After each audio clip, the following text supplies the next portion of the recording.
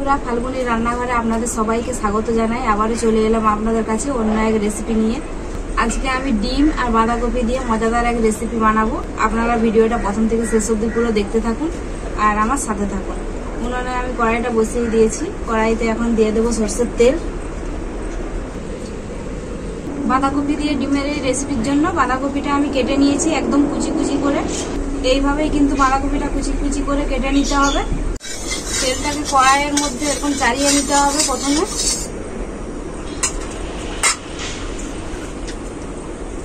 তার উপরে কপিটা দিয়ে দেবো এইভাবে। মাঝখান থেকে এইভাবে খুঁটিতে করে গোল করে নেব।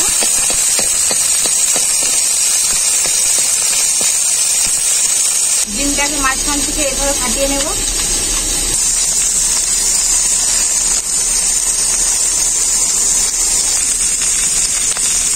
এরপর আমি এর মধ্যে দিয়ে দেবো লবণ। লবণটা আগে থেকে দেইনি, কপিতে জল বেরোতো তাই। আর দেবো গোলমরিচের গুঁড়ো। এরপর আমি কিছুক্ষণের মতো ঢাকা দিয়ে ভাপিয়ে নেব। কিছুক্ষণ হয়ে গেছে, এরপর ঢাকাটা খুলে নেব। এরপর যেহেতু আমি অল্প তেল দিয়েছিলাম, এর মধ্যে আরেকটু সরষের তেল দিয়ে দেব। তেল দেওয়ার পর এক সাইডটা খুব ভালো করে ভেজে নিয়েছি, আরেক সাইডটা পাল্টে নেব।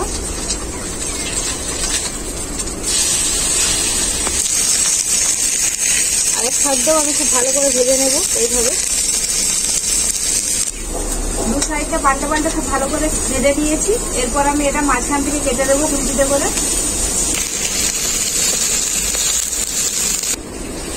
এরপর আমি এটা তুলে নেব। বাকিগুলো আমি একইভাবে ভেজে নেব। কড়াইতে আবারও দিয়ে দেবো সরষের তেল অল্প করে।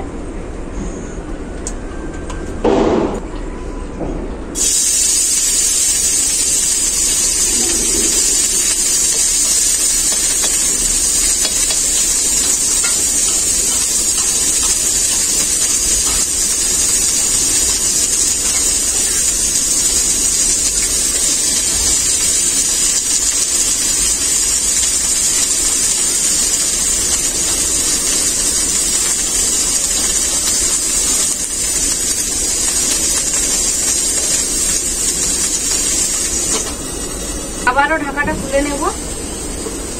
ওর মধ্যে এরপর আবারও দিয়ে দেবো আরেকটু সরষের তেল।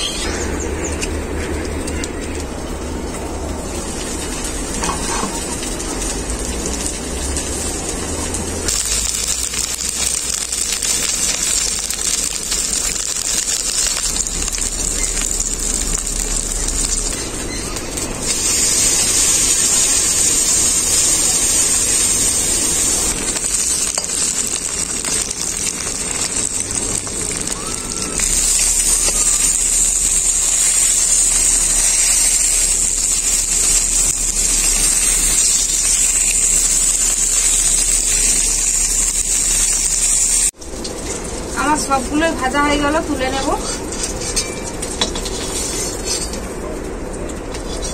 এই বাঁধাকপি আর এই ডিমের এই রেসিপিটা আপনারা কিন্তু চাইলে শুধুও খেতে পারেন।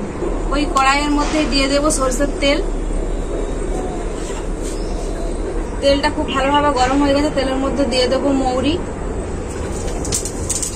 এরপর দিয়ে দেবো কেটে রাখা পেঁয়াজ,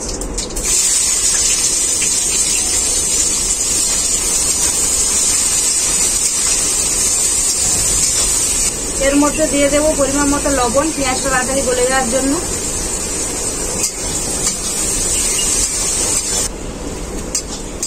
পেঁয়াজটাকে আমি খুব ভালো করে ভেজে নিয়েছি। এখন এর মধ্যে দিয়ে দেবো আদা আর রসুন বাটা,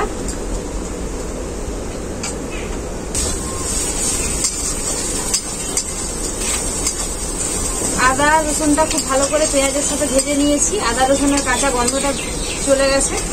এরপর আমি এর মধ্যে দিয়ে দেবো টমেটো কুচি,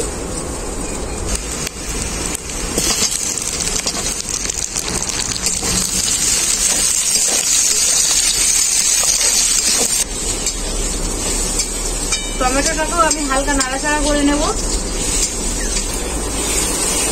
টমেটোটাও আমি হালকা নাড়াচাড়া করে নিয়েছি। এর মধ্যে অল্প একটু জল দিয়ে দেবো।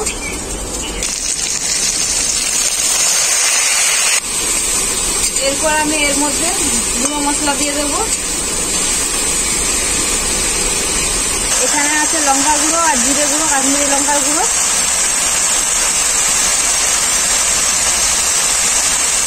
আর দেবো হলুদ গুঁড়ো।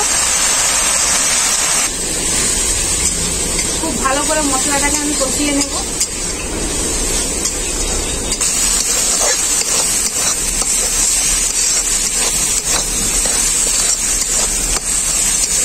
মশলাটা আমি খুব ভালো করে কষিয়ে নিয়েছি। এখন আমি এর মধ্যে পরিমাণ মতো জল দিয়ে দেব।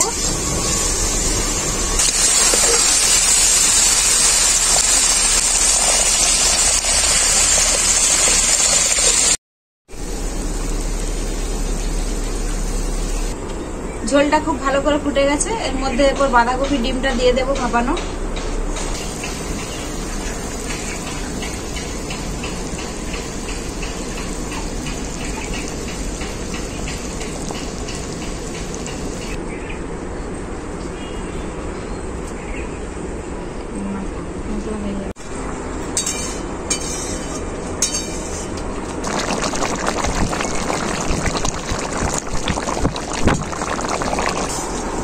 ডিম আর বাঁধাকপির ভাপাটা দেওয়ার পর ঝোলটাকে খুব ভালো করে ফুটিয়ে নিয়েছি। আর ঝোলটা অনেকটাই শুকিয়ে গেছে। এটা ঝোল ঝোল করবো না, গ্রেভি গ্রেভি করবো।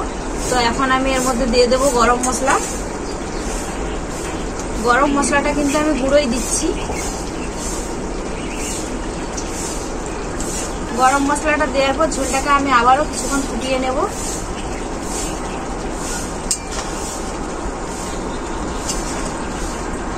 গরম মশলাটা দেওয়ার পর ঝোলটাকে আমি খুব ভালো করে ফুটিয়ে নিয়েছি।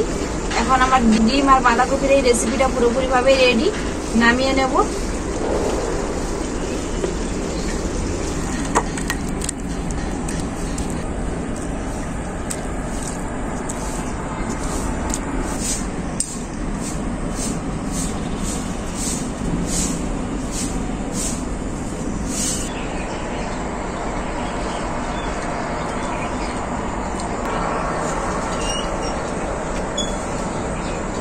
বাঁধাকপি আর ডিমের এই রেসিপির গ্রেভিটা তো দারুণই লাগছে।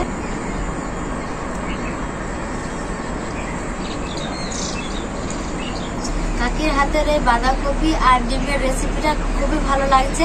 কাকিকে আরেকবার বলবো এরকমই রেসিপি আরেকবার বানাতে। আমাকে এতটাই ভালো লাগছে।